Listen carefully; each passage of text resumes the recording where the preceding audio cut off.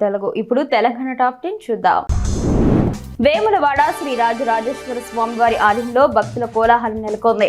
స్వామివారికి మొక్కులు చెల్లించుకునేందుకు ముందుగా ధర్మగుండంలో స్నానాలు ఆచరించిన తర్వాత స్వామివారికి ప్రీతికరమైన కోడె మొక్కులతో పాటు కుంకుమార్చన పూజలు చేసి స్వామివారిని దర్శించుకున్నారు.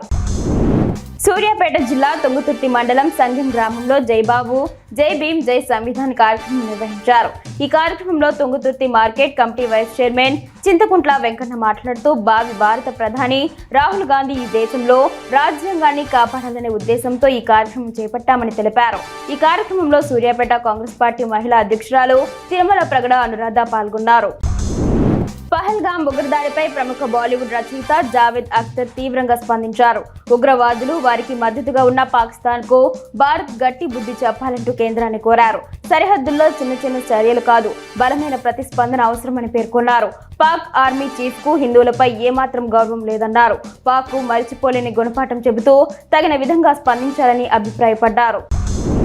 పెనపాక మండలం ఉప్పాక గ్రామంలో ఓ వ్యక్తికి చెందిన పొలంలో క్షుద్ర పూజలు కలకలం రేపుతున్నాయి.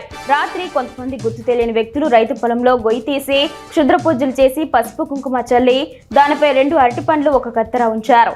ఈ సంఘటనతో ఒకసారిగా గ్రామస్తులు ఉలిక్కిపడ్డారు. క్షుద్ర పూజలు చేసింది ఎవరు, వారికి సహకరించింది ఎవరని గ్రామస్తులు చర్చించుకుంటున్నారు. జోగులాంబ గద్వాల జిల్లా గద్వాల అలంపూర్ నియోజకవర్గాలకు సాగునీరు అందించే నెట్టంపాడు లిఫ్ట్ పంపులు ఇటీవల నిలిచాయి. లిఫ్ట్ పరిధిలోని కాల్వలు ఎండు దశకు చేరుకున్నాయి. మల్దకల్, ఐజా మండలాలలో ఆ నీటి ద్వారా సాగు చేసిన రైతుల కూరగాయల పంటలకు ఇబ్బంది ఏర్పడిందని అంటున్నారు.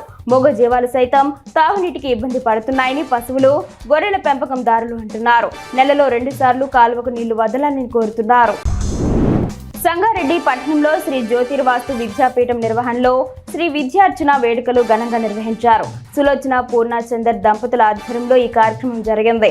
విద్యాపీఠం పీఠాధిపతి బ్రహ్మశ్రీ డాక్టర్ శ్రీ మహేశ్వర శర్మ సిద్ధాంతి వైదిక పర్యవేక్షణలో పూజా కార్యక్రమాలు జరిగాయి. భక్తులు శివ పంచాక్షరి నామాన్ని జపించారు. కేంద్ర ప్రభుత్వం కులగణనలు చేపట్టేందుకు నిర్ణయం తీసుకోవడం ఎంతో హర్షించదగ్గ విషయమని బీజేపీ సీనియర్ నాయకులు పాండురంగారెడ్డి, అంజయ్య, రాములు అన్నారు. కేంద్ర ప్రభుత్వం తీసుకున్న నిర్ణయం విషయంలో హర్షం వ్యక్తం చేస్తూ బీజేపీ నాయకులు, కార్యకర్తలు మహబూబ్ నగర్ జిల్లా కేంద్రంలోని తెలంగాణ చౌరస్తాలో భారతదేశ ప్రధాని నరేంద్ర మోదీ చిత్రపటానికి పాలాభిషేకం నిర్వహించారు. భారత్ లో సినిమా థియేటర్ల సంఖ్య చాలా తక్కువగా ఉందని బాలీవుడ్ నటుడు అమీర్ ఖాన్ అన్నారు. వేవ్స్ సమ్మిట్ లో పాల్గొన్న ఆయన మాట్లాడుతూ, మన దేశ జనాభా విస్తీర్ణంతో పోలిస్తే థియేటర్ల కొరత స్పష్టంగా కనిపిస్తోంది. ఇదొక విచిత్రమైన బిజినెస్ మోడల్. అందుకే సినిమాలు బాక్సాఫీస్ వద్ద సక్సెస్ కావడం కష్టమవుతోంది. ఓటీటీ వేదికలపై సినిమాలు విడుదలవుతున్న నేపథ్యంలో థియేటర్ల సంఖ్య పెరగడం అవసరమని పేర్కొన్నారు. నల్గొండ జిల్లా కేంద్రంలోని బస్టాండ్ ప్రాంగణంలో దుర్వాసనతో ప్రయాణికులు ఇబ్బంది పడుతున్నారు. బస్టాండ్ లోపల నుంచి బయటకు రావాలంటే ముక్కు మూసుకొని రావాల్సిందే.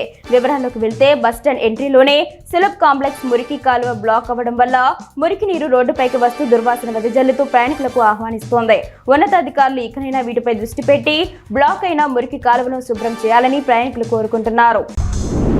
ఎవరైనా తప్పుడు సమాచారాన్ని ప్రచారం చేస్తే కఠిన చర్యలు తీసుకుంటామని డీఎస్పీ సత్యగౌడ్ హెచ్చరించారు. సదాశివపేటలో విలేకరుల సమావేశంలో మాట్లాడారు. ఉత్తరప్రదేశ్ కు చెందిన ధర్మేంద్ర తన బీరువా దుకాణంలో అదే రాష్ట్రానికి చెందిన ఓ పంతులతో పూజ చేయిస్తున్నాడని చెప్పారు. దీన్ని కొందరు క్షుద్ర పూజలుగా తప్పుడు ప్రచారం చేశారని పేర్కొన్నారు.